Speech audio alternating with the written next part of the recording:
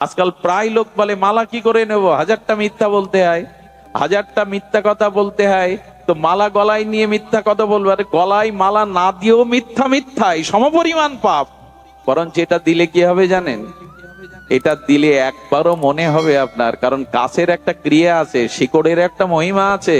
লজ্জাবতী গাছে আজও হাত দিলে ওর পাতা বন্ধ হয়ে যায়, ওর অনুভূতি নাই, স্পন্দন নাই। তুলসী কাঠের মহিমা বেদে যেভাবে বলা আছে, আমাদের বেদের ভাগে যেভাবে বলা আছে, তা অদ্বিতীয় তুলসী মহিমা। যেখানে তুলসী বাগান ওইখানে গোবিন্দের বাস, ওখানেই রাধারানীর বাস। পদ্ম এবং তুলসী যেখানে, হরিকথা যেখানে, ওখানে ভগবান বাস করেন। বললেন তুলসীর মালা গলায় দিলে 10টা মিথ্যার মধ্যে একবার বিবেক বলে উঠবে, একটা তো কমা। ভগবান বললেন আমার সেবা যে করে সে আমার ভক্ত না, আমার ভক্তের যে সেবা করে সে আমার ভক্ত। ব্রহ্মাকে বলেছিলেন, ব্রহ্মা আমাকে যে ভোগ রাগ দেয় মন্দিরে, ওটা আমি দৃষ্টি দিয়ে স্বীকার করি, জিভা নেই না। বলে তাহলে দিয়ে লাভ কি, যদি আস্বাদন না করো কখনো নাও না। ব্রহ্মাকে গোবিন্দ বলেছিলেন, যখন কোন শুদ্ধ ভক্তকে কেউ সেবা দেয়, ওই ভক্তের জিহ্বায় বসে আমি রসাস্বাদন করি। যে ভজনের মধ্যে 3টে নিষ্ঠা আপনার চরিত্রে আসতে হবে, তবে আপনি ভজনে প্রবেশ করতে পারবেন। ব্রজবাসীরা, সখীরা মথুরায় পায়ে হেঁটে গিয়ে ননি দধি বিক্রি করে আবার পায়ে হেঁটে যমুনা পার হয়ে বেলা থাকতে থাকতে তারা বর্ষণায় বৃন্দাবনে চলে যেত। একজন রথে যাচ্ছে এত দেরি হচ্ছে, আর একটা খালি পায়ে এসে চলে যাচ্ছে, তাদের দেরি হচ্ছে না কেন? ডক্টর মহানম্রত ব্রহ্মচারী অপূর্ব ব্যাখ্যা দিয়েছেন। বলে আমার মতো যারা বিষয় বাসনা কামনার রাজ্যে বাস করে, তাদের ভগবত রাজ্যে, প্রেমের রাজ্যে যেতে অনেক দেরি হয়ে যায়। আর আপনাদের মতো যারা প্রেম বা ভজন রাজ্যে আছেন, তারা বিষয়ের মধ্যে থাকলে অতি দ্রুত ভজন রাজ্যে আসতে পারেন। আপনারা কখন 8টায় এসেছেন, 7টায় এসেছেন। যারা প্রেম রাজ্যে আছে ওরা দ্রুত ফিরে আসতে পারে। আমার মতো যারা বিষয় ভোগের রাজ্যে আছে, এরা ভজন রাজ্যে, সাধু রাজ্যে আসতে এদের বিলম্ব হয়। এখন এই ভজনটা কি, আমি সংক্ষিপ্ত একটি লীলা, সংক্ষিপ্ত একটি তত্ত্ব জানিয়ে আপনাদের চেষ্টা করব সামান্য একটু সময় হৃদয়ের প্রেমানন্দ ভগবত কৃপায় দানের জন্য। এখন ভজনটা কি খুব লক্ষ্য করতে হবে। এবার আমরা সিদ্ধান্তে এসেছি, আমরা সোপান বাইতে বাইতে প্রায় সৌধের উপরে উঠছি। এখানে আপনাদের নিবেদন করব যে আপনারা এই কথাটি একটু কষ্ট হলেও ধ্যান দিয়ে শুনুন। ভজন সদ্গুরুদেবের চরণাশ্রয় হলো ভজনের প্রথম সত্য। যদি ভজন করতে চান তাহলে শ্রীগুরুর চরণাশ্রয় অবশ্যই আপনাদের কর্তব্য। শ্রীগুরু চরণাশ্রয় ব্যতীত ভজন শুরু হবে না। আচ্ছা, আপনি যদি মেডিকেলের বই বাড়ি বসে বসে পড়েন, আপনি এমবিবিএস এর স্বীকৃতি পাবেন? ওই একই বই যদি আপনি কোনো মেডিকেল কলেজে পরীক্ষায় উত্তীর্ণ হয়ে পড়াশোনা করেন, তখন আপনাকে ডাক্তারের সার্টিফিকেট দিয়ে দেবে, এমবিবিএস এর সার্টিফিকেট দিয়ে দেবে। এই জন্য ওটা সরকারি একটা স্বীকৃতি লাগবে। এই স্বীকৃতি না হলে হবে না। তেমনি আপনি যদি বলেন আমাকে গুরুকরণের কি দরকার, আমি কি হরে কৃষ্ণ নাম বলতে পারি না, আমি কি গীতা ভাগবত পড়তে পারি না, বলো কাজ হবে না। কাজ হবে না হলেও আপনি প্রকৃত কল্যাণ পাবেন না, কারণ আপনাকে মেডিকেলের বই বাড়ি বসে পড়লে হবে না। ওইটা প্রফেসর বা শিক্ষকদের কাছে পড়তে হবে, ওদের কাছে ট্রেনিং নিতে হবে, আবার 1 বছর ওদের পেছনে ঘুরে ঘুরে বাস্তব অভিজ্ঞতা অর্জন করতে হবে, এরপরে আপনাকে সার্টিফিকেটটা দেবে। ঠিক তেমনি শ্রীগুরু চরণ আশ্রয় ব্যতীত, শ্রীগুরুর কাছ থেকে ভজন শিক্ষা ব্যতীত ভজন রাজ্যে আপনার পরিবেশ অধিকারী নাই। কিন্তু হিন্দুদের এই একটা, সনাতন হিন্দুদের এই একটা জায়গায় দুর্বলতা আছে। বাচ্চার গান শেখানোর জন্য গানের মাস্টার, ফুটবল খেলা শেখানোর জন্য কোচার, ক্রিকেটার করবে বলে কোচার, এমনকি অঙ্ক শেখানোর জন্য অঙ্কের মাস্টার, ইংরেজির জন্য আলাদা মাস্টার। এখন তো বাচ্চাদের সে পড়তে পড়তেই সারাদিন চলে যায়। সব বোঝেন যে তবলা বাজাতে গেলে মাস্টার লাগে, ক্রিকেট শিখতে গেলে কোচার লাগে, ফুটবল শিখতে গেলে কোচার লাগে, প্রশিক্ষক লাগে, অঙ্ক শিখতে গেলে অঙ্কার মাস্টার লাগে। মানুষ হতে গেলে, যে ভগবানের জ্ঞান অর্জন করতে গেলে যে গুরু লাগে, এটাই আমাদের পরিবারের, হিন্দু পরিবারের অনেকেই মনে করেন আরে দীক্ষা আবার কি, দীক্ষা আবার কি, পড়াশোনা কর, ডিগ্রি অর্জন কর, চাকরি বাকরি কর, দীক্ষা আবার কি। আর এখন দীক্ষা নেওয়ার সময় হয়নি। 5 বছর বয়সের বাচ্চাদের কানে একটু হরিনাম দিয়ে দিতে হয়, ওই বীজটা ভেতরে দিয়ে দিতে হয়। যেমন বর্ষাকালে বর্ষা স্নাত হলে মাটির গহ্বরে যে বীজগুলো লুকিয়ে থাকে, বীজ ওটা অঙ্কুরিত হয়, হয় কিনা? বর্ষাকালে অনেক আগাছা জন্মায়, বীজগুলো ছিল বলে, জল পেয়েছে বলে। বীজ না থাকলে অঙ্কুর হতো না। তখন হরিনামটা 5 বছর বয়সে সন্তানদের কর্ণে দিয়ে দিতে হয়। পরবর্তীতে সাধু সঙ্গে গুরু কৃপায় ওটাই প্রেম ভক্তির লতা হয়ে দেখা দেয়। আমরা বলি পর, কিন্তু দীক্ষা দেওয়ার তালে নেই। আপনি বিশ্বাস করবেন না, আমি জীবনে কোনো পাঠে বসে কোনো সম্প্রদায়ের সমালোচনা করি না, কোনো সাম্প্রদায়িক কথা বলি না, কিন্তু আমি দেখেছি একবার ভোর 4টেই আমি তখন মোটরসাইকেলে পাঠ করে একটা মুসলিম পাড়া দিয়ে যাচ্ছি। আমি অবাক হয়ে দেখলাম শতকরা প্রায় 60 জন মুসলিম মহিলারা সকালে নামাজ পড়ে কোরআন তেলাওয়াত করছে বাড়িতে বসে। আমি অবাক হয়ে গেলাম, শতকরা মুসলিমদের 60 জন মায়েরা সকালবেলা নামাজ আদায় করে কোরআন তেলাওয়াত করে। 60% মহিলারা। আমাদের মঙ্গল আরতি দিতে কটা মা ওঠেন ভোরবেলা? আমরা তো খুব নাম যোগ্য, 24 প্রহার 56 প্রহার 4 দিন ভাগবত ঢালাও ভাবে দিচ্ছেন। বাড়িতে ধর্মকর্ম কতটুকু করি পারিবারিক ভাবে? কত দুঃখ জানেন আজ এই বঙ্গদেশেই জন্মে। কোটি কোটি গুণ সৌভাগ্য থাকলে, অনন্ত জন্মের তপস্যা থাকলে তবে এই বাংলার মাটিতে জন্মানো যায়। এই ভারত ভূখণ্ড, এই বাংলার পবিত্র মাটিতে জন্মানো যায়। আর এই মাটিতে কোটি জন্মের সৌভাগ্য হলো সনাতনীর হিন্দুর ঘরে জন্মানো যায়। আর সেই হিন্দু হয়ে এখন আমি ধর্ম ত্যাগ করছি। অথচ কালী পূজা, দুর্গা পূজা, শীতলা পূজা, জগদ্ধাত্রী পূজা, বাসন্তী পূজা, মনসা পূজা, সব মাতৃপূজা হিন্দুদের মধ্যে। 12 মাসে প্রায় মায়ের পূজাই বেশি।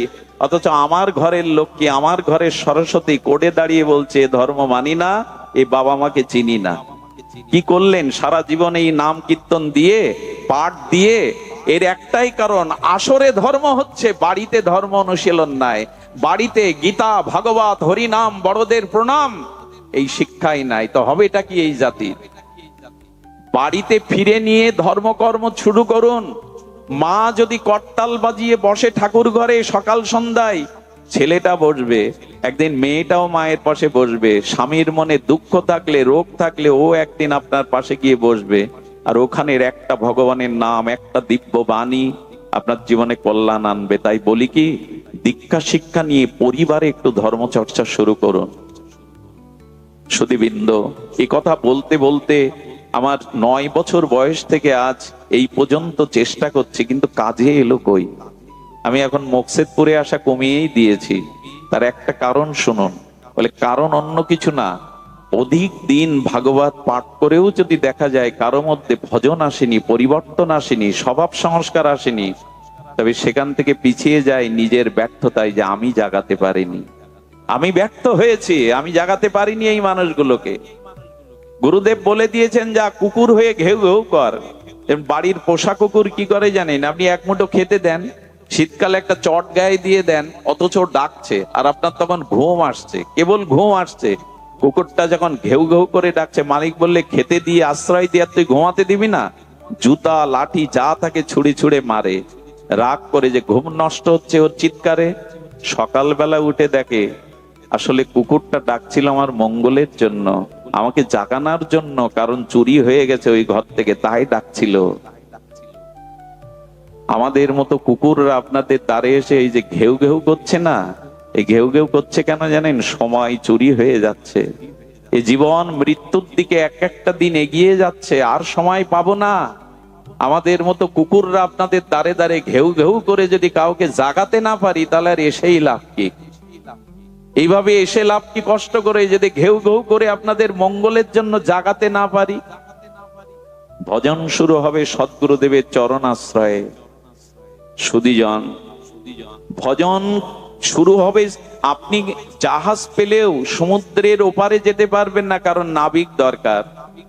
উত্তাল তরঙ্গায়িত পদ্মা নদীতে আপনার হাতে নৌকা দিলেও, হাল দিলেও আপনি পদ্মার ওপারে যেতে পারবেন না, কারণ নৌকা বাইতে জানেন না, ওখানে কান্ডারি লাগবে। তেমনি এই মৃত্যুময় সংসার পার হওয়ার জন্য কান্ডারি রূপ গুরুদেব লাগবে। শ্রী গুরু ছাড়া আপনি এক পাও পার হতে পারবেন না। এই জন্য শ্রী গুরুদেব চাই, গুরু কৃপা চাই। নিরিদেহ আত্মং সুলভং সুদুর্লভং পলবং সুকল্প গুরুকর্ণ ধারণম ময়া অনুকূলেন নবস্য তেরিতাং পুমাং ভবদ্দিন্নতরেৎ স আত্মহা। এই নিরিদেহ পেয়েছো, মনুষ্য দেহ পেয়েছো, এটা আদ্য, এটা শ্রেষ্ঠ, এটা দুর্লভ, কিন্তু সুলভে পেয়েছো ভগবানের কৃপায়। এখন গুরুদেবকে কান্ডারি না করলে, হরিনাম হরিকথার পালে বাতাস তুলে না দিলে তুমি যে মৃত্যুর ওপারে যেতে পারবে না, ভগবান রাজ্যে যেতে পারবে না। তাই সৎগুরুদেবের চরণাশ্রয় পূর্বক, কৃষ্ণ মন্ত্রে দীক্ষাদি পূর্বক আপনার দ্বিতীয় কাজ হবে তিনটে জিনিসে নিষ্ঠা। এটা খুব মন দিতে হবে। কয়টা নিষ্ঠা বললাম? ভজন অনন্ত প্রকার, অনেক প্রকার। আমি আপনাদের, মা ঘুমাবেন না, অনেকের ঘুম আসছে, দয়া করে ঘুমাবেন না। তিনটে নিষ্ঠা রেখে দিন। দেখুন, যে যে পদে আছে, যে যে অবস্থানে আছে, ওখানে তার বাহ্যিক বা আন্তরিক অন্তরে কিছু লক্ষণ থাকতে হবে, কিছু প্রকাশ থাকতে হবে। না হলে ওই পদে, ওইখানে তাকে সেইখানে যোগ্য মানা যাবে না। একটু দৃষ্টান্ত স্বরূপ বলি।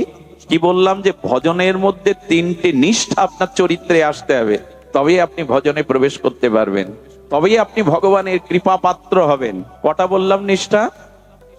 যে যে পদে থাকে তার কিছু নিষ্ঠা দরকার। ধরুন পুলিশ, আচ্ছা পুলিশ যদি ইউনিফর্ম না পরে দাঁড়ায়, মানবেন? তাকে লুঙ্গি পরে দাঁড়ালে চিনতে পারবেন এ পুলিশ? তার মানে তার বাহ্যিক কিছু লক্ষণ থাকতে হবে। পুলিশের ইউনিফর্মে আবার ওদের র্যাঙ্ক লেখা থাকে, থাকে কিনা? এসপি কিনা, এটা লেখা থাকে না? র্যাঙ্ক একটা অলংকার তার, এটা হলো তার বাইরের অলংকার। এবং তার পোশাক, তার কাছে আগ্নেয় অস্ত্র থাকে কিনা, পুলিশের কাছে আগ্নেয় অস্ত্র থাকে কিনা, এগুলি থাকাটাই তার বাইরের নিষ্ঠা বা ওই পদের পরিচয়। আর অন্তর কিছু পরিচয় আছে, লোকের চোখ দেখলে বুঝবে অপরাধী কিনা, চোর কিনা, ডাকাত কিনা, এই গুণ থাকা চাই কিনা। এবং ওর বীর বিক্রম চাই কিনা, প্রশ্নের পরে প্রশ্ন করে আপনার দুর্বলতাকে ধরবার মতো তার মেধা থাকতে হবে কিনা, হবে কিনা বলুন? এটা তার ভেতরের পরিচয়, পরিচয় কিনা। আচ্ছা, নববধূকে কি দেখে বোঝা যায় যিনি সদ্য বিবাহিত পরিণত নববধূ? বোঝা যাবে তার হাতে মেহেন্দি থাকবে, পায়ে আলতা থাকবে, সিঁদুরটা নূতন দিচ্ছে তো একটু বেশি দেখা যাবে, তাই না? তার হাতে পালা থাকবে, শাখা থাকবে, এগুলো একটি বিবাহিত পরিণত পরিণীতা আর কুলবধূ প্রেয়সীর চিহ্ন। আর তার ভেতরের নিষ্ঠা কি? একটা বাইরের, একটা অন্তরের। দেখে দাও, ঘুমায় না, সামনে ঘুমালে বড় কষ্ট হয়। সুধীজন, একটু ধ্যান দিন। আচ্ছা, নূতন বিবাহিত আর এই যে নূতন বিবাহিত হয়ে আপনার ঘরে যে নূতন বধূ এসছে, এর কিছু বাহ্যিক লক্ষ্য থাকবে না? মুখে একটু লজ্জা রাঙা থাকবে, মেহেন্দি হাতে থাকবে, সিঁদুরটা চকচক করবে, হাতে নূতন শাখা, পায়ে আলতা, এগুলিই তো বলে দেয় এ নূতন বধূ। আর তার ভেতরের লক্ষণ কি? ভেতরের লক্ষণ হলো আবেগ, স্বামীর প্রতি কিছুটা একটু আন্তরিক ভালোবাসা, পরিবারের সবার প্রতি শ্রদ্ধাবোধ, এটা প্রথম থাকে কিনা, এটা ভেতরের লক্ষণ। আর একটা বাইরের লক্ষণ। এখন আপনি ভজন করে ভক্তি জীবনে এসছেন, আপনারও দুটো লক্ষণ থাকতে হবে, নিষ্ঠা তিনটে থাকতে হবে। আমি দুটো বলি, বেশি সময় পাবো না। দুটো লক্ষণ যদি থাকে আপনার, আপনি ভগবান রাজ্যে এসেছেন, আপনি ভগবত ভজন শুরু করেছেন। এই বাবা, আপনি ভগবত রাজ্যের অধিকারী হয়েছেন। সুধীবৃন্দ, এই জন্য এই দুটি নিষ্ঠা, তিনটে নিষ্ঠা বৈষ্ণবের থাকতে হবে, ভক্তের থাকতে হবে। প্রথম নিষ্ঠাটি হলো, শাস্ত্রে বলছেন হরি নামে নিষ্ঠা। আচ্ছা, যে যাকে ভালোবাসে তার কথা কেউ বললে কানে এলে ভালো লাগে কিনা আপনার? কিছু মনে করবেন না, বাহ্যিক কথা। একটা ছেলে সাইনবোর্ডে 10-12 বার পড়ছে সাইনবোর্ডটা। আমি তাকে বললাম, সাইনবোর্ড এতবার পড়ছো কেন? বললো, দাদা কিছু মনে করবেন না, আমি যাকে ভালোবাসি তার নামটা এখানে লেখা আছে। যে যাকে ভালোবাসে, কোন যুবক যদি কোনো যুবতীকে প্রণয় তার মধ্যে থাকে, তবে যুবতীর গ্রামের বাড়ির যে নামটা, ওইটা দেখলে 4 বার দেখে। এগুলো আবেগ। কারণ ওর ভালোবাসার মধ্যে ওর গ্রামকেও সে ভালোবেসে ফেলেছে। ওই গ্রামে দেখিয়ে কল্পনার সাগর বলে, তোমাদের গ্রামটা তো বেশ সুন্দর, নদী আছে, সবুজ বনায়ন আছে, ওর সব ভালো লাগতে থাকে। যেখানে ওর ভালোবাসার মানুষ আছে ওর কাছে সব ভালো লাগতে শুরু করে। তা আপনি যদি ভগবানের ভজনে আসেন তো ভগবানের নামে আপনার নিষ্ঠা আসবে কিনা? আপনার পুত্রের প্রশংসা যদি আপনার সামনে কেউ করে ভালো লাগবে কিনা? কিন্তু যার প্রতি ভালোবাসা নেই তার কথা বললে ভালো লাগবে আপনার?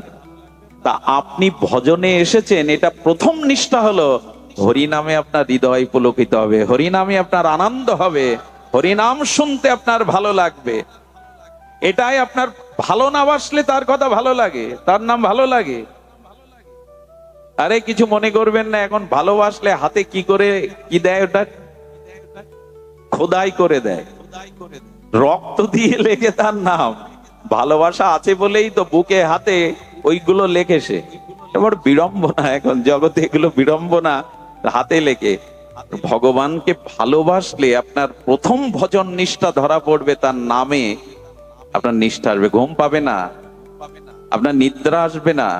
এই নামে নিষ্ঠাটা কোথায়? এখানে রাগ রাগিনী শোনা, এই বেহালাবাসীতে রাগ রাগিনী বিরাম নাম শোনা? বললো না, মহাপ্রভু বলেছেন নামে নিষ্ঠা তখনই বোঝা যাবে তোমার, যখন শঙ্কাপূর্বক দিনে তুমি কিছুটা নাম জপ করবে। মহাপ্রভু বলে দিলেন, শোনো মিশ্র, কলিযুগে নাহি তপযোগ্য, যে জনা কৃষ্ণ ভজে তার মহাভাগ্য। অতএব গৃহে তুমি কৃষ্ণ ভজ গিয়া, খুঁটিনাটি পরিহরি একান্ত হইয়া। হরে কৃষ্ণ কৃষ্ণ কৃষ্ণ হরে হরে, হরে রাম রাম রাম হরে হরে। প্রভু কহে কহিলাম এই মহামন্ত্র, ইহা গিয়া জপসভা করিয়া নির্মন্দ। ইয়া হইতে সর্বসিদ্ধি হইবে সবার, সর্বক্ষণ বল ইতে বিধি নাই আর। মহাপ্রভু বললেন কতটা নাম নিতে হবে দিনে? অনেকেই প্রশ্ন করে দীক্ষা নিয়েছি কতটা হরি নাম নেব? আমরা বলি কি, হরিদাস ঠাকুর 3 লক্ষ নাম নিতেন। 1 লক্ষ নাম নিলে তবে ভগবান তার হাতে সেবা নেয়। একবার পুরী ধামে মহাপ্রভুর কাছে এক গরিব লোক গিয়ে বললেন, প্রভু তুমি আমার গৃহে যদি একটু ভিক্ষা পেতে, ভিক্ষা মানে একটু আহার পেতে। মহাপ্রভু তাকিয়ে বলছেন, আমি লাখপতির বাড়ি ছাড়া সেবা নেই না। তখনও মনে মনে ব্যথা পেয়ে ঝরঝর করে কাঁদছে দূরে সরে গিয়ে। তাহলে তুমিও ধনীর ঠাকুর, লোকে তোমায় বলে পতিত পাবন, কাঙালের ঠাকুর গৌরী, লাখপতি না হলে তুমি তার বাড়ি সেবা নেও না। ও যখন কাঁদতে কাঁদতে চলে যাচ্ছে তখন মহাপ্রভু ডেকে বললেন, শোনো, আমি লাখপতি মানে লাখ টাকার মালিক বলিনি।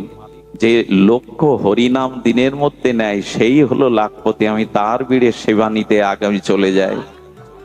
এই জন্য বৃন্দাবনে নবদ্বীপে যারা ভগবানের সেবা করে এরা 1 লক্ষ নাম করবেই, না হলে মহাপ্রভু তার হাতে সেবা, আমরা সেবা দেই, দিতে হয়। তাই কার হাতে নেবেন প্রভু? লক্ষ নামী যিনি। সুধীবৃন্দ একটু ধ্যান দিন, নাম ছাড়া এই যুগে আপনি তপস্যা করে, আপনি যাগযজ্ঞ করে, তীর্থ পর্যটন করে কাজ হবে না, আপনি তা পারবেন না। আপনাকে নাম বিনা যুগে নাহি আর ধর্ম। নামটাকে বাড়ি বসে জপ করতে শুরু করুন। যদি হাতে মালা নিতে সমস্যা হয় অফিসে যে মেশিনে জপ করুন, তবে মেশিনে জপটা প্রসিদ্ধ নয়, আপাতত করুন, কিন্তু মালা নিয়ে নিন এই তুলসী কাষ্ঠের মালায়। তবে আমি আপনাদের বলে যাই, আচার্যরা বলেছেন কতটা নাম নিতে হবে। শাস্ত্রে বলেছেন 21,000 বার অন্তত ন্যূনতম আপনাকে নাম নিতে হবে। তার কারণ একটা মানুষ দিন রাত্রে নিঃশ্বাস প্রশ্বাস 21,000 বার গ্রহণ করে আর প্রত্যাহার করে। তবে 21,000 বার আমরা নিঃশ্বাস প্রশ্বাস নিতে পারবো না। এই জন্য 16 মালা করলে 25,000 নাম হয়। কয় মালা? 16 মালা জপ করলে কয় হাজার হয়? 25,000। অন্তত ন্যূনম পক্ষে এটা 1 ঘন্টা 1 ঘন্টা 10 মিনিটে হয়ে যাবে। ভগবানের জন্য 1 ঘন্টা সময় 24 ঘন্টায় দেবেন না? তাহলে আর নিজের কল্যাণের, সংসারের জন্য এত দিচ্ছেন, ব্যবসা বাণিজ্যের জন্য এত দিচ্ছেন, ভগবানের আর গোবিন্দ বলে দিয়েছিলেন যজ্ঞ নাম যজ্ঞ হস্মি, যত যজ্ঞ আছে তার শ্রেষ্ঠ হলো জপযজ্ঞ। শুধু এইখানে 24 প্রহার নাম যজ্ঞ না, ভগবানের নাম জপ করাই হলো নাম যজ্ঞ। এটা কজন করি আমরা? এই জন্য নামে নিষ্ঠা আসতে হবে। নাম খোলকত্তাল বাজলেই যেন হৃদয় বেজে ওঠে, কান খাড়া হয়ে ওঠে। কারণ যে যাকে ভালোবাসে তার প্রথম নিষ্ঠা, প্রথম লক্ষণ হলো তার নাম তার মধুর লাগবে, নাম তার ভালো লাগবে। মহাপ্রভু হরি নামে গলদ অশ্রু, আর মহাপ্রভু কাঁদতেন, ধুলাই লোটাতেন। স্বয়ং ভগবান তার নিজের স্বমহিমাযুক্ত নাম নিয়ে তিনি কখনো কাঁদেন, কখনো গড়াগড়ি যান, কখনো উদ্দালিত হয়ে ছুটে যান। তার নামে তার এত প্রেম। একবার নিজের কাছে প্রশ্ন করুন তো, হরি নামে আমার কতটা নিষ্ঠা এলো যে আমি ভজনে প্রবেশ করেছি? দয়া করে, কৃপা করে বাড়ি বসে একটা সময় দিন নামে। এটা ছাড়া কোনো সম্পদ নাই। এক কৃষ্ণ নামের মহিমা কেমন জানেন? সূর্য গ্রহণে যদি 1 কোটি গাভী দান করেন, যেটা কল্পনাতেও সম্ভব না, গ্রহণকালে যদি 1 কোটি দুগ্ধবৎসল গাভী দান করেন, সুমেরু পর্বতের ন্যায় যদি কোনো সোনা দান করেন, আর যদি কোটি কোটি অশ্বমেধ যজ্ঞও করেন, এক কৃষ্ণ নামের তুলনায় তার শত সহস্রের 1 ভাগও না। যদি সূর্যগ্রহণকালে 1 কোটি গোদান করেন, আর যদি তীর্থে 1 কল্পকাল বাস করেন, প্রয়াগে গঙ্গার তীরে 1 কল্পকাল যদি বাস করেন, সুমেরু পর্বত সম সুবর্ণ দান যদি অন্যকে দেন, তবে একটা কৃষ্ণ নামের 1000 অংশের 1 অংশও হবে না। সেই নাম দিন চলে গেল, জিহ্বা পেলাম, বললাম না। দিবস যামিনী আবোল তাবোল, কত পাঁচাল পাড়িতে পারো, তার মাঝে একবারও কি রাধা মাধব বলিতে নারো? কিছু মনে করবেন না, হোঁচট লাগলে, হাই তুলতে গেলে, একটু আড়ামোড়া খেতে গেলে একটু ভগবানের নামটা অভ্যাস করে দিন। হা রাধে বলে দিন না, ওই নাম হয়ে যাবে। আমরা বাবা গো মা গো বলি, কি বলি? মুসলিমদের দেখেছি, ওরা গাদন খেলাতেই নারায় তাকবীর, ওরা জিদলে নারায় তাকবীর। আমাদের বেলায় পায়ে উসড় লাগলেই বলে ওদের প্রশংসা করছো কেন? এটা বাস্তবে দেখেছি আমি। ওরা বিসমিল্লাহ ছাড়া কোনো নাম শুরু করে না। আমাদের ওইখানেই গলদ, বাবা গো মা গো হ্যাঁ গো এই। আর বাচ্চাদের নাম যা এখন রাখি আমরা, অন্তত অজামিল তো নারায়ণ নাম রাখাই উদ্ধার হয়ে গেল। কি সব নাম, সব সিরিয়ালের নাম। দয়া করে বাচ্চা কাচ্চা হলে আচার্য গুরুদেবের কাছে তার রাশির আদ্যক্ষর অনুযায়ী নাম রাখবেন। ওই নামের মধ্যে আশীর্বাদ থাকে, করুণা থাকে। নামটাও যেন তেন রাখতে নাই, এটাও একটা সংস্কার। আমাদের যে 24টা বা 22টা সংস্কার আছে, নামকরণ একটা সংস্কার। শ্রীকৃষ্ণের নামকরণ নন্দ বাবা করেনি, যশোদা করেনি, গর্গাচার্য এসে করেছিলেন। রামচন্দ্রের, লক্ষণের, ভরত, শত্রুঘ্নের নাম বাবা মা রাখেনি, উনি রাজা তবু রাখেননি, রেখেছিলেন গুরু বশিষ্ঠ দেব। এগুলো মনে রাখি আমরা। কত নাম, আর সেসব নামের কি তা সে বোঝা যায় না, কত কি নাম।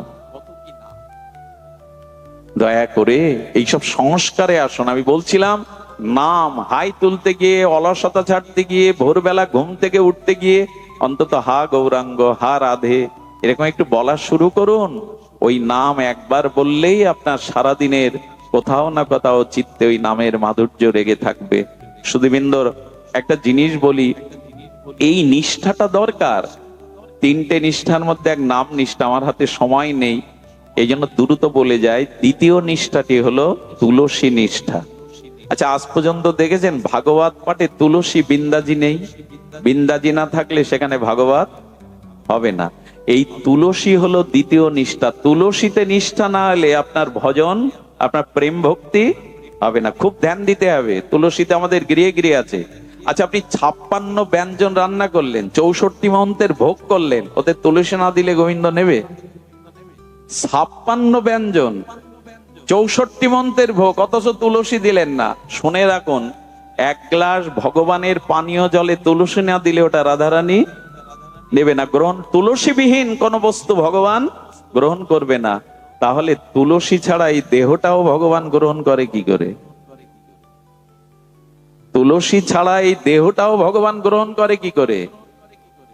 পৃথিবীতে শুনে রাখুন, মৃত ব্যক্তির চিতাতে যদি 1 টুকরো দেহ রাখে, যে তুলসী গাছটা প্রকৃতির নিয়মে শুকিয়ে যায়, আচ্ছা দেহ রক্ষা করে, ওই শুকনো তুলসী কাঠকেও মারা গেলে 1 টুকরো চিতায় দিয়ে দেবেন, অনন্ত পাপ ভস্মীভূত হয়ে সে ভগবত চরণ পাওয়ার অধিকারী রাখে। একটা তুলসী শুকনো কাঠ ওই তুলসী থেকে ছিঁড়ে নেওয়া যাবে না। যে গাছটা দেহ রক্ষা করেছে ওই কাঠ দিয়ে যদি তুলো ঘি দিয়ে একটু ভগবানের প্রদীপ জ্বালান, ভগবান পরম প্রসন্ন হন। তুলসীর কাঠ দিয়ে তাকে দীপদান দিলে, এই যে মাসটা গেল দীপদানের, এটা প্রজে অনেকেই ওটি দেয়। তুলসী বিহীন কোন কর্ম ভগবান গ্রহণ করবেন না। তুলসীকে গোবিন্দের প্রেয়সী, গোবিন্দ সব থেকে বেশি ভালোবাসেন প্রেয়সী। প্রেয়সীকে তো ভালোবাসবেই প্রভু, তুলসী ছাড়া কোনো কাজ হয় না। এই তুলসী নিষ্ঠা এসেছে আমাদের। সুধীবৃন্দ, প্রসাদে তুলসী না দিলে 56 ব্যঞ্জন গ্রহণ করবেন না। যারা দীক্ষিত ভক্ত তাদেরও উচিত তুলসীবিহীন কোনো বস্তু না আহার করা। তুলসী দিয়ে একটু জগন্নাথের প্রসাদ না দিয়ে অপ্রসাদিত কিছু পেতে নেই। সুধীবৃন্দ, নিবেদন করি দ্বিতীয় নিষ্ঠা হলো তুলসীতে। দয়া করে যদি হিন্দু হয়ে থাকেন, আমি জানি না কোন সম্প্রদায়ের, তবে তুলসীর একটা মালা গলায় সরু করে হলেও দিন। 56 ভোগও ভগবান গ্রহণ করবে না তুলসীর স্পর্শ ছাড়া। আমার এত বড় দেহটা ভগবান গ্রহণ করবে কি করে? বলে তুলসীর মালা গলায় দিয়ে যদি মিথ্যা বলি, প্রবঞ্চনা করি, লোক ঠকাই, তবে শুনুন, অনেকেই বলে দাদা এখন ব্যবসা করি আর অনেক মিথ্যা বলতে হয়, এখন আর এই অজুহাতে অনেকেই গলে মালা দেয় না। আমি তাকে উল্টে প্রশ্ন করি, তুলসীর গলা মালাই দিয়ে মিথ্যা বললে দোষ হবে, আর মালা গলায় না দিয়ে বললে দোষ হবে না? তাই মালা গলায় নাই, মিথ্যা বললেন, ওদের তো কি জাতীয় বুদ্ধি আমাদের! সাধু সঙ্গ না করে করে, শাস্ত্রজ্ঞান না নিয়ে আজকাল প্রায় লোক বলে মালা কি করে নেব, 1000টা মিথ্যা বলতে হয়, 1000টা মিথ্যা কথা বলতে হয়, তো মালা গলায় নিয়ে মিথ্যা কথা বলবো। আরে গলায় মালা না দিয়েও মিথ্যা মিথ্যাই সমপরিমাণ পাপ। বরঞ্চ এটা দিলে কি হবে জানেন? এটা দিলে একবারও মনে হবে আপনার, কারণ গাছের একটা ক্রিয়া আছে, শিকড়ের একটা মহিমা আছে। লজ্জাবতী গাছে আজও হাত দিলে ওর পাতা বন্ধ হয়ে যায়, ওর অনুভূতি নাই, স্পন্দন নাই। তুলসী কাঠের মহিমা বেদে যেভাবে বলা আছে, আমাদের বেদের ভাগে যেভাবে বলা আছে, তা অদ্বিতীয় তুলসী মহিমা। যেখানে তুলসী বাগান ওইখানে গোবিন্দের বাস, ওখানেই রাধারানীর বাস। পদ্ম এবং তুলসী যেখানে, হরিকথা যেখানে, ওখানে ভগবান বাস করেন। তো বললেন তুলসীর মালা গলায় দিলে 10টা মিথ্যার মধ্যে একবার বিবেক বলে উঠবে, একটা তো কমা। আচ্ছা, আমি যদি শিকা রেখে আর বড় তুলসীর মালা রেখে এখন সিডির দোকানে গিয়ে বসি, চায়ের দোকানে গিয়ে বসি, সিনেমা হলে বসি, পেছনে যে বসে আছে সে একবার হলেও ঠাট্টা করে শিকাটা নয়, বেটা তোর জায়গা তো এইটা না।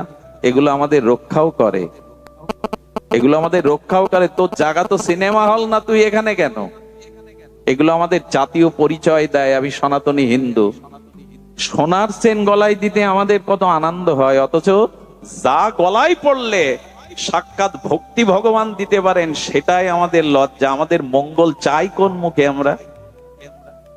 আরে বিদেশিদের দিকে তাকান, জার্মানি, ইউরোপের দিকে তাকান, তারা তুলসীর মালা নিয়ে এখন নবদ্বীপে মায়াপুরে নৃত্য করছে। আপনার আমার বাধা। একটা অন্তত চিহ্ন রাখুন। একটা কথা বলি, হৃদয়ে লিখে নিয়ে নেন, তুলসীর গলা মালাই নিয়ে যদি আপনি মৃত্যুবরণ করেন, আমি শাস্ত্র থেকে দৃঢ় কণ্ঠে বলছি, আপনাকে নরকগামী হতে হবে না, অধঃপতনে যেতে হবে না। লিখে নিন আপনি। তুলসীর গলা মালায় তিলক যদি থাকে, যম নির্ঘাত বলেছেন, ভগবান বলেছেন, একে তুমি নরকগামী করতে পারবে না। কোথাও না কোথাও তার মঙ্গল লুকিয়ে থাকবে। প্রমাণ নেবেন, যুক্তি নেবেন? একবার আমাদের এক আচার্য পাঠ করতে যাচ্ছেন জঙ্গলের মধ্যে দিয়ে, জঙ্গলে 150 গাড়ি আটকে গেছে। কেন জানেন? সরকারি সিল মারা একটা গাছ রাস্তার উপরে পড়ে গেছে, সরকারি সিল দেওয়া। আচ্ছা, ওই গাছ আপনি হাত দিতে পারবেন প্রশাসনের অনুমতি ছাড়া? রাস্তার ধারে যেসব সরকারি গাছে সিল দেওয়া থাকে, নাম্বার দেওয়া থাকে, ওটা ওদের প্রশাসনের অনুমতি ছাড়া কাটলে আপনাকে জেলে যেতে হবে। এক বাবাজি বলছেন, উনি পাঠ করতে যাচ্ছেন, বলে বা এই তো পেয়ে গেছি যুক্তি। সরকারি সিল থাকলে যদি 150 গাড়ি আটকে থাকে, 1000 মানুষ রাস্তায় আটকে থাকে, প্রশাসনের লোক অনুমতি না দিলে গাছ সরানো যাবে না, তা ভগবানের সিল তুলসীর মালা তিলক থাকলে জম বা আমাকে সরাতে আসবে কোন কাজে? অধঃপতন অন্তত হবে না। এগুলোতে বিশ্বাস আনুন। এত যুক্তি তর্ক ভালো না, এত কুতর্কের মধ্যে পড়লে আর ওঠা যাবে না। সব বিষয়ে তর্ক আনতে যাবেন না, কিছু জিনিস বিশ্বাস করে মেনে নিন। এন দয়া করে এগুলির প্রতি নিষ্ঠা আনুন। তুলসী নিষ্ঠা না হলে ভগবত ভক্তি হবে না। আরে কিছুই গ্রহণ করবে না রাধা মাধব। সকালবেলা উচিত কি জানেন? তুলসীকে একটু জল সিঞ্চন করা। আর তুলসীর 9 ভাবে সেবা হয়। তুলসী দর্শন, তুলসী স্পর্শন, শ্রাবণে তুলসী, শ্রাবণে আষাঢ়ে রোপণ, তুলসী সংরক্ষণ যাতে পাতা খেয়ে না যায়, আর তুলসী চয়ন, গোবিন্দ চরণে পূজন, আর তুলসী আরতি, তুলসী পরিক্রমা। এইভাবে 9 ভাবে যে তুলসী শরণ নেয়, কি বলা হয়েছে? যে তোমার শরণ লয় তার বাঞ্ছা পূর্ণ হয়। এ কি শুধু গাওয়ার গাওয়া, গীতিকারের গান? গান না, এগুলি ভজন। যে তোমার শরণ লয় তার বাঞ্ছা পূর্ণ হয়। শুনে রাখুন, ব্রহ্ম হত্যা, পিতৃহত্যা, মাতৃহত্যা, পৃথিবীতে জ্ঞাত অজ্ঞাত সারে যত পাপ আছে, তুলসীকে 4 বার প্রদক্ষিণ করে প্রণাম করলে সেই পাপ নিষ্কৃত হয়ে যায়। জানি কানি চা ব্রহ্ম হুতানি তানি চা তানি তানি প্রণশ্যন্তি প্রদক্ষিণ পদে পদে। তুলসীকে 4 বার প্রদক্ষিণ করে যদি কেউ প্রণাম করে, জানি কানি চা পাপানি ব্রহ্ম হতানি কানি চা তানি তানি প্রণশ্যন্তি প্রদক্ষিণ পদে পদে। ভাগবত বলেছেন, তুলসীকে পরিক্রমা করলে ব্রহ্ম হত্যা, আদি সব হত্যা, সমস্ত অপরাধ মুক্ত হয়ে সে ভগবানের চরণ পেয়ে যায়। এটা গল্প গুজব ভাববেন না, এটাই শাশ্বত সত্য। বলো পরিক্রমা করতে হবে কেন? বলো জন্ম জন্মে তুমি জন্ম মৃত্যু চক্রে পাক খাচ্ছ, যদি তুলসীকে পরিক্রমা করতে পারো তাহলে এই পাক, আসা যাওয়ার পাক থেমে যাবে তোমার। তৃতীয় হলো বৈষ্ণব সেবাতে নিষ্ঠা দিন।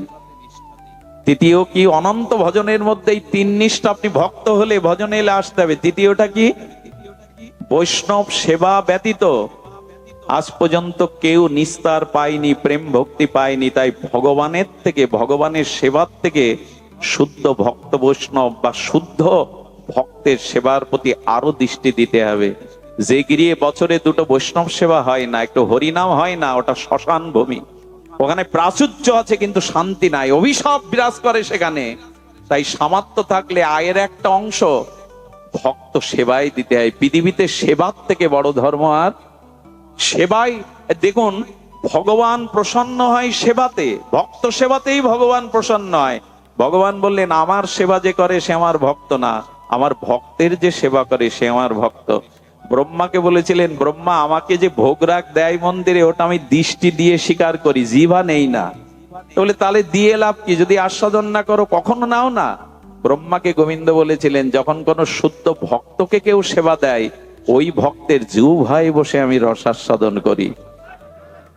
শুধু ভগবানকে সেবা সেবা আর ভক্ত সেবা একাধারে, গোবিন্দ সেবা ভক্ত সেবা 2 একাধারে, এই দুটোই। এই জন্য ভক্তের জিহ্বায় বসে এক মুঠো ভক্তকে দিন, তাতে কোটি কোটি সেবা পূর্ণ হবে। তাই বৈষ্ণব সেবার নিষ্ঠা রাখুন। পরিশেষে এইটুকু বলি, ভগবত ভজনে যদি এসেই থাকেন, তাহলে দয়া করে সংসারে এইটুকু তো। আপনাদের একটা ছোট্ট ভক্তমাল লীলার কথাই আমার বিশ্রাম কথা, ছাড়তে ইচ্ছা করে না কেন জানি না। যারা লোভী তাদের সামনে লোভের খাদ্য দিলে কি হয়? জ্ঞান থাকে কতটা খাবো, তারা তো খেতেই থাকে, পরে যা হয় হবে। নিশাতলায় এখানে যে পরিবেশ, সেখানে কত মানুষ কষ্ট দূরে দাঁড়িয়ে আছেন। আমি মনে করি সার্থক আপনাদের জন্ম। আজ এই মঙ্গলময় ভজনের সাক্ষী হয়ে থাকলেন আপনারা। শুনুন, ভজনের একটা দিব্য চরিত্র। আমি ভক্ত চরিত্র না বলে শান্তি পাই না। এক ফালি চাঁদের এক ফালি একটু চমক ভক্ত চরিত্র।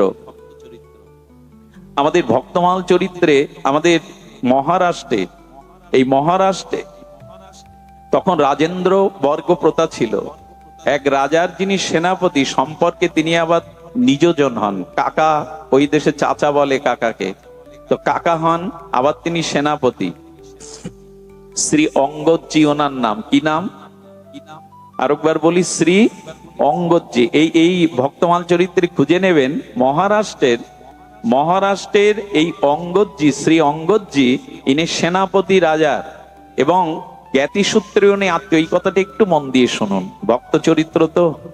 তো এই শ্রী অঙ্গদজি উনি ছিলেন ভগবত বিমুখ। কি ছিলেন?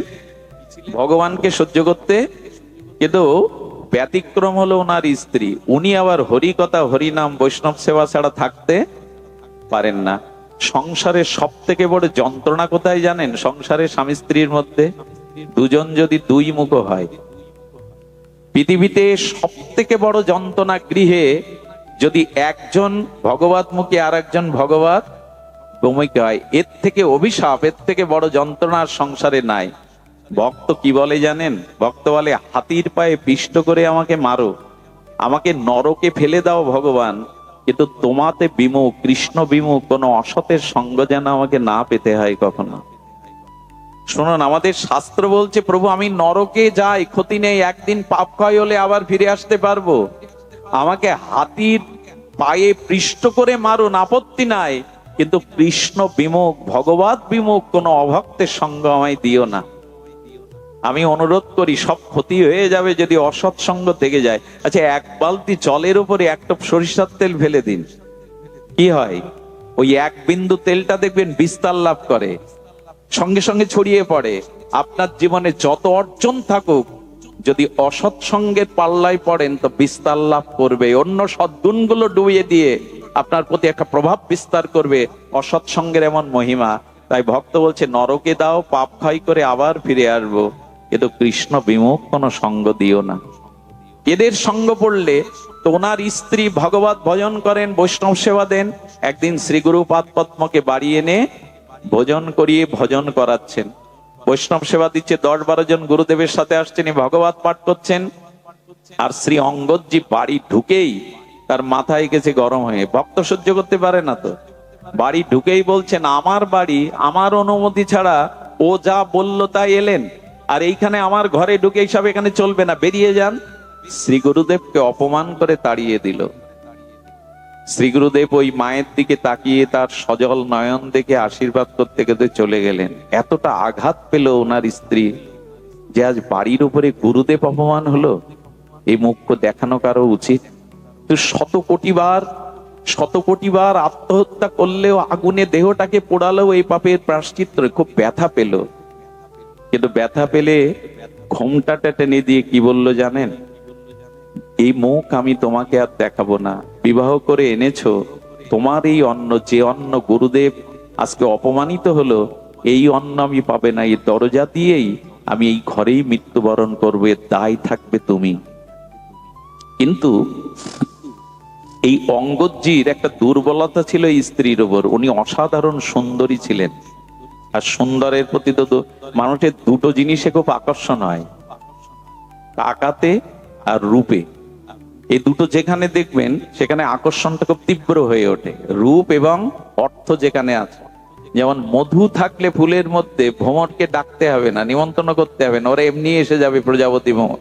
যেখানে টাকা আছে আর রূপ আছে, এইখানে কদরের অভাব হয় না, এইখানেই আসক্তি থাকে। তো এই অঙ্গদজি, তার স্ত্রী সুন্দরী এবং গুণবতী ছিল, এই জন্য প্রবল একটা আকর্ষণ ছিল, ওনাকে না দেখে থাকতে পারত না। এখন 2 দিন যখন ঘরে দরজা দিয়ে জলবিহীন পড়ে রয়েছে, কান্নাকাটি করছে, তখন দরজা খুলে বললে, দেখো তুমি যা বলবে মেনে নেব, কিন্তু এভাবে পড়ে থেকো না। আমি এমনি বলেছি, অন্যায় হয়ে গেছে, কিন্তু তোমাকে আমি মনে প্রাণে ভালোবাসি।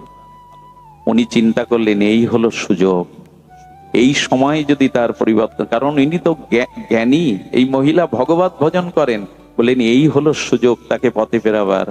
দরজা খোলার আগে বললে, একটা সত্যে যদি রাজি থাকো তবে আমি ঘুমটা খুলতে পারি, মুখ দেখাতে পারি, অন্ন জল পেতে পারি। সেটা হলো, আজ থেকে তোমাকে সাধুগুরু বৈষ্ণব সেবা নিজে করতে হবে, তাদেরকে আর কখনো উপেক্ষা করতে পারবে না। আসলে মোহ আছে তো স্ত্রীর প্রতি, অপরূপ রূপ আছে। ও সিদ্ধান্ত নিল, হ্যাঁ আমি দীক্ষা নিয়ে তোমারিতে আর কখনো বাধা দেব না, আর আমিও এই পথে আসবো। সুধীমণ্ডলী গুরুদেবের কাছে গিয়ে ক্ষমা চাইলেন, আমাকে ক্ষমা করুন। সাধুর গুণ তো ক্ষমা করা। দীক্ষা নিলেন। আর কি করেন জানেন? জগন্নাথের মূর্তিতে মাঝে মাঝে তুলসী দেন, ফুল দেন। ধীরে ধীরে, আমি একটা কথা বলি আপনাদের, কারো ঘরে যদি গুণবতী স্ত্রী থাকে, কারো ঘরে যদি সতীসাধ্যী রমণী থাকে, আর সে যদি একটু ভগবতমুখী হয়, তবে অসুরকেও সে মানুষ করতে পারে, এই ক্ষমতা ওদের আছে। অনেক মাতালকে, অসুরকেও সেই পথে আনতে পারে, এই দৃষ্টান্ত আমাদের দেশে অনেক আছে। নারী যদি সতীসাধ্যী পরায়ণা হয়, নারী যদি ইষ্টপ্রাণা হয়, অসুরকে, মাতালকেও সে সুপথ দেখাতে পারে। এই হলো তাদের সর্ব। নারী পারে না এমন কোনো কাজ নেই। যেমন নরকে ডুবাতেও পারে, ওইখান থেকে তুলে আবার ভগবত রাজ্যেও নিয়ে যেতে পারে। একটা জিনিস শুনুন, কোন পুরুষ কোন নারীর প্রেরণা ছাড়া আজ পর্যন্ত এগিয়ে যেতে পারেনি। যারা এগিয়েছে দেখবেন, মা হোক, স্ত্রী হোক, কোন রমণী হোক, কারো না কারো প্রেরণা। তার পেছনে মহাপ্রভু গম্ভীরাই যেতে পারতেন না বিষ্ণুপ্রিয়ার ত্যাগ না থাকলে। পরম পুরুষ রামকৃষ্ণ পরমহংসের পর্যায়ে যেতে পারতেন না মা সারদা দেবীকে পাশে না পেলে। আরে কৃষ্ণের মহিমা এত থাকতো না যদি রাধা রানী গোবিন্দের বামে না দাঁড়াতো। স্ত্রী শক্তি হলো প্রধান। এই জন্য কোন পুরুষ আজ পর্যন্ত এগিয়ে যেতে পারেনি কোন রমণীর পেছনে প্রেরণা ছাড়া, শুদ্ধ সতীসাধ্যী কোন কুলবতী রমণীর। সুধীজন, এই জন্য মায়েরা পারে না এমন কাজ নয়। ওকে ভক্ত জীবনে আনলো, আর ভক্ত জীবনে এনে তখন জপ তপ ভগবানের আরাধনা শুরু করে দিল শ্রী অঙ্গদজি। কিন্তু ঘটনা একটা ঘটে গেল। সেই ঘটনা হলো, ওনাকে সেনাপতি তো একটা রাজ্যে যুদ্ধে যেতে হলো। সেই রাজ্য জয়ী হয়ে সেই রাজ্যের ধনসম্পদ যখন নিয়ে আসছে তাদের রাজার কাছে, অনেকগুলো মোহর ও মুক্তার মধ্যে একটা মোহর দেখে মনে হয়েছে, আহা, সব তো রাজকোষে জমা পড়বে, এটা যদি জগন্নাথের গলায় দেওয়া যেত। এই মণিটা অদ্ভুত অলৌকিক, ওই একটা মণি রেখে দিয়ে রাজকোষে সব জমা দিয়েছে। কিন্তু একজন গিয়ে নালিশ করেছে রাজাকে, মূল্যবান দুষ্প্রণীয় একটা মূল্যবান মণিও গোপনে রেখে দিয়েছে। তখন বলা হলো, যাও ওকে বেঁধে আমার কাছে নিয়ে এসো, আর যদিও না দেয় আগে তাকে আমার কাছে আনো, ও কিসৎ জবাব দেয়। মণি নিয়েছো? অঙ্গদজি বললেন, নিয়েছি, তবে সব জমা দিলে এটা আমার স্বার্থের জন্য নেইনি, আমি জগন্নাথকে দেব বলে নিয়েছি। তো বললেন, আপনার তো অনেক মণিরত্ন আছে, এটা আমার জগন্নাথের জন্যই। বলে, ওই মণি আমার চাই। উনি দিতে রাজি হলেন না, চলে গেলেন। এখন সহজভাবে ওনার সাথে যুদ্ধ ঘোষণা করলে ওনার দুর্নাম হবে সেনাপতি। আর উনি কি করতেন, প্রসাদভোজী হয়ে গেলেন। এই রাজারই একটা বিধবা বোন, তার একটা ছোট কন্যা নিয়ে থাকেন, ভগবানের সেবা পূজা করেন জগন্নাথের। ওনার কাছ থেকে এই অঙ্গদজি প্রতিদিন দুপুরে প্রসাদ পান। আর এই বোনকে বলল, আমি তোকে অঢেল সম্পত্তি দেব, অনেক কিছু লিখে দেব, তোর কন্যার ভার আমার, ওকে খাদ্যে বিষ দিয়ে মেরে ফেল, মণিটা আমার চাই, মণিটা আমার চাই। মানুষ স্বার্থের জন্য কি না করতে পারে, খাদ্যে বিষ দিল। আর যখন অঙ্গদজি এসেছেন, প্রসাদ নিবেদন হলো সামনে, ভোগ আরতি হলো, যখন ওকে দিয়েছে, আর এই নিয়ম কি জানেন, শ্রী অঙ্গদজি ওই যে বাচ্চা মেয়ে আছে ওই বিধবা মায়ের, ওকে এক মুঠো না দিয়েও খায় না। বলে, মা মেয়েটাকে দেখে দাও। এইবার ও তেওড়ে পড়ে গেছে, মেয়েটা না খেলে তো আমি খাই না। 1 ঘন্টা খাদ্য নিয়ে বসে আছে, ওকে আড়াল করে রেখেছে। মা তো বিষ মাখানো মেয়েকে কি দেবে? কিন্তু মেয়ের প্রতি ওর ভালোবাসা থেকে তখন ওর হৃদয়ের বিবেক খুলে গেছে, আমার মেয়েটাকে এত ভালোবাসে, ওকে না দিয়ে খাবে না। ক্ষমা চেয়ে বললেন, ওটা খাবেন না, ওতে বিষ। পূর্বের ঘটনা খুলে বললেন। আমি গল্প শোনাচ্ছি না আপনাদের, ভক্তমাল চরিত্রে এই মহারাষ্ট্রে ঘটে যাওয়া একটি দিব্য ঘটনা। তখন বললেন, আপনি খাবেন না? বললেন, আজ এটাই খাবো আমি, কারণ আমার কষ্ট কি জানো, এটা ভগবানকেই তুমি দিয়েছো নিবেদন করে। আমার জন্য আমার প্রভু আজ বিষ খেয়েছে, সেটা আমার কাছে বিষ নয়, ওটা প্রসাদ, আমিই পাবো। কি বলবো আপনাদের, ভগবানে বিশ্বাস মানুষকে কি করে দেখুন, প্রসাদে বিশ্বাস কি করে, ওই প্রসাদ পাওয়ার সাথে সাথে তার দেহের জ্যোতি 100 গুণ বেড়ে গেল। আচ্ছা, 1 গ্লাস জল আর সাধারণ জল পান করা, আর ওই 1 গ্লাস জল রাধা মাধবের অভিষেক করে ওই জল পান করা, এই দুটো জল কি এক? একটা বাজারের একটা বাতাসার, এখানে হরি নামে লুপ দেওয়া একটা বাতাসার মান কি এক? কখনো এক হতে পারে না। তেমনি ভগবানে নিবেদিত হওয়ায় মীরার বিষ অমৃত হয়ে গেছিল, মনে আছে? মীরার বিষ অমৃত হয়ে গেছিল। অমৃতলে রাজা এই সংবাদ জানতে পেরে অদ্ভুত ভাবে আর তার রূপ জ্যোতি মহিমা দেখে বললেন, প্রসাদের এত মহিমা। তো সুধীবৃন্দ, রাজা কিন্তু বিষে যখন মরল না, তখন বলল কি, এক কাজ করো, ওকে বেঁধে রেখে আমার কাছে আন, আমি জোর করেই মণি নিয়ে নেব। রাজার সেনারা আসতে গিয়ে বলল, একটা অনুরোধ রাখবে, মণি আমি রাজাকে দেব, ওই যে সামনে সরোবর আছে, ওখানে একটা ডুব দিয়ে আসি। সরোবরে ডুব দিয়ে বললে, জগন্নাথ, তুমি তো শুধু পুরীতে নাই, তুমি তো এখানেও আছো। আমি তোমার কাছে যেতে পারছি না, কিন্তু তুমি তো আমার কাছে আসতে পারো। আমার হাত তোমার পর্যন্ত যাবে না, কিন্তু তোমার হাত তো আমার কাছে আসতে পারে। জগন্নাথকে স্মরণ করে, গলায় মনে মনে স্মরণ করে সরোবরেই মণি দিয়ে দিয়েছে। সুধীবৃন্দ, কি বলবো, যখন উঠে এসেছে রাজার কাছে এসে বলছেন, আমি সরোবরেই মণি জগন্নাথকে নিবেদন করে দিয়েছি, ওটা আপনাকে আমি দেব না। সরোবরে ধীবরদের এনে জাল ফেলালো, ডুবুরি ফেলালো, কিন্তু মণি আর নাই। বললেন, মণি তুমি তো ফেলোনি, ফেললে পাওয়া যেত। বললো, যার মণি যদি দেখতে চান তো তার কাছে যান। রাজা লীলাচলে লোক পাঠালেন, গিয়ে কি দেখলো জানেন? জগন্নাথের বুকে হার রূপে সেই মণিটা জ্বলজ্বল করছে। এবং আজও প্রতিদিন সিঙ্গার করে জগন্নাথকে ওই মণিটা পরানো হয়। আজও, আজকের দিনেও জগন্নাথকে ওই মণিটাই পরানো হয়। এই হলো ভক্তের নিবেদিত ভক্তিতে ভগবানের গ্রহণ। যে যেখানে থাকুন, ওইখান থেকে মন প্রাণ একটু ভগবানকে দিন।